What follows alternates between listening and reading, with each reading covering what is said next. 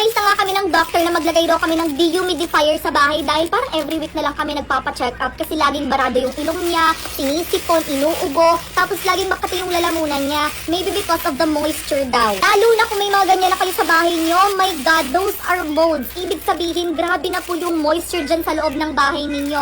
Delikado po yan sa baga. Especially kung may mga kasama kayong bata dyan sa bahay ninyo, kawawa naman, kailangan nyo dyan ng dehumidifier. Ganto, eto moisture absorber siya. Pati yung kulog na amoy sa bahay ninyo, masisip-sip din kasi meron siyang activated carbon. Ganto siya nagwo-work. May mga beads kayong makikita dyan, ayan, sa ibabaw. Tapos, siya yung sisip-sip ng moisture dito sa bahay ninyo. Magiging siyang liquid. Kaya mapapansin nyo, kumukonti siya. Mapupunta yun dito sa ilalim, pero liquid na, para siyang water. And once po na naubos na yung mga beads dyan sa ibabaw, ibig sabihin, ubos na. Hindi na siya sisip-sip ng moisture, kaya i-dispose mo na siya. Papalitan mo na ulit ng panibago. May mga refillable neto kasi hindi siya advisable, lalo kung may mga bata dyan sa inyo, baka kainin, malason pa, diba? So, eto, pagkatapos mong gamitan, itapon mo agad. Hindi mo na kailangan mag-refill pa. Meron sila dyan na iba't ibang set.